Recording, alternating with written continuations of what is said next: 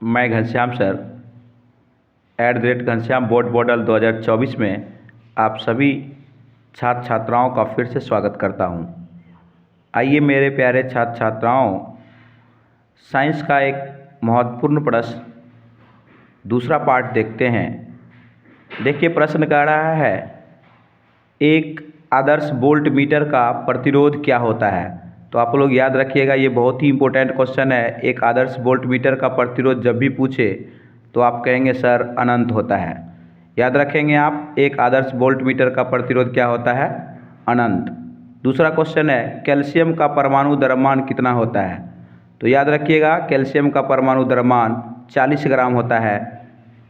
और कैल्शियम का परमाणु संख्या यदि पूछे तो हम कहेंगे 20 होता है और कैल्शियम का परमाणु द्रव्यमान 40 ग्राम होता है। तीसरा क्वेश्चन, आइए याद रखते हैं, प्रकाश के परावर्तन के कितने नियम होते हैं। ये तो आपको भी पता होगा, लेकिन फिर भी याद रखना है, प्रकाश के परावर्तन के 2 नियम होते हैं। अपवर्तन भी अगर कह दे तो भी उसके 2 नियम होते हैं, यानी प्रकाश के परावर्तन या प्रकाश के अपवर्तन के कितने नियम होते हैं, तो 2 नियम होते हैं। याद रखेंगे। चौथा क्वेश्चन, विरंजक चूर्ण का रासायनिक सूत्र। ये तो अति महत्वपूर्ण क्वेश्चन है। विरंजक चूर्ण का रासायनिक सूत्र क्या होता है, तो CaOCl2 होता है, या आपके ऑप्शन में रहेगा CaOClCl। तो आप याद रखेंगे, विरंजक चूर्ण का रासायनिक सूत्र होता है CaOCl2। ध्यान से आप याद रखेंगे, विरंजक चूर्ण जिसको हम लोग ब्लीचिंग पाउडर भी कहते हैं, CaOCl2 याद रखेंगे। आइए 5वां क्वेश्चन देखते हैं, भोजन का पाचन पूर्ण कहाँ होता है। शुरुआत नहीं कर रहा है, कह रहा भोजन का पूर्ण पाचन कहाँ होता है, तो छोटी आंत में। यदि कहेगा भोजन का पाचन का प्रारंभ कहाँ से होता है, तो हम लोग कहेंगे मुख गुहा से। लेकिन भोजन का पाचन पूर्ण कहाँ होता है, तो हम लोग कहेंगे छोटी आंत में। याद रखेंगे मेरे प्यारे छात्र छात्राओं। छठा क्वेश्चन है, संगमरमर का अणुसूत्र क्या होता है। ये भी बहुत शानदार इंपॉर्टेंट क्वेश्चन है, बहुत ही आसान है, CaCO3। ये तो अवश्य रहेगा।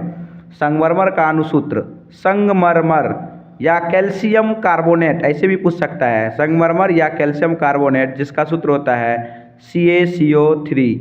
या चाहे ये भी आपको पूछ सकता है कि चौक खल्ली, इसका सूत्र क्या होता है, तो आप भी कहेंगे CaCO3। संगमरमर का अणुसूत्र होता है CaCO3, या कैल्शियम कार्बोनेट का सूत्र होता है CaCO3। याद रखेंगे मेरे प्यारे छात्र छात्राओं। अगला क्वेश्चन है 7वां नंबर, कि निकट दृष्टि दोष को दूर किया जाता है। निकट देखिए 3 लेटर का है, निकट 3 अक्षर का है, तो हम लोग 4 अक्षर वाला चश्मा का प्रयोग करेंगे। अवतल लेंस का भी कन्फ्यूजन नहीं करना है, 3 अक्षर वाले में 4 अक्षर का चश्मा लगाएंगे तब ना दिखेगा। इसीलिए निकट दृष्टि दोष को दूर करने के लिए अवतल लेंस, और दूर पूछ देगा, दूर दृष्टि दोष को दूर करने के लिए, तो दूर में 2 अक्षर है तो उत्तल लेंस 3 अक्षर वाला चश्मा लगाएंगे। चलिए आपको याद हो गया होगा, नो कन्फ्यूजन। निकट दृष्टि दोष को दूर किया जाता है अवतल लेंस से, और दूर दृष्टि दोष को दूर किया जाता है उत्तल लेंस से। याद रखेंगे मेरे प्यारे छात्र छात्राओं। 8वां क्वेश्चन है, दूर दृष्टि दोष को दूर किया जाता है उत्तल लेंस। आपको हमने पहले ही बताया कि 2 में 3 और 3 में 4, 2 में 3, यानी दूर दृष्टि दोष को दूर करेंगे। दूर 2 अक्षर का है तो उत्तल लेंस, निकट में 3 अक्षर का है तब उत्तल lens. No confusion, no doubt.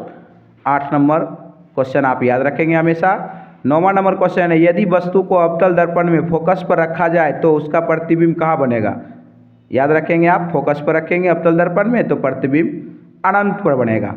9वां question याद रखेंगे, अगर वस्तु को अवतल दर्पण में फोकस पर रखेंगे आप तो उसका प्रतिबिंब अनंत पर बनेगा।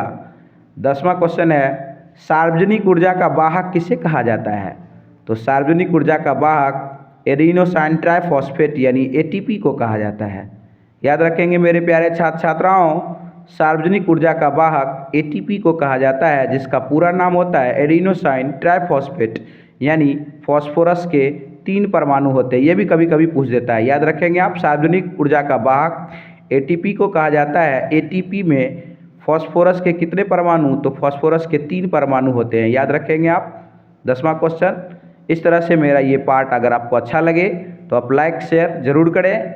इस तरह से आपको एग्ज़ाम तक मैं और इम्पोर्टेंट क्वेश्चन सभी सब्जेक्ट का दूंगा। तब तक के लिए धन्यवाद।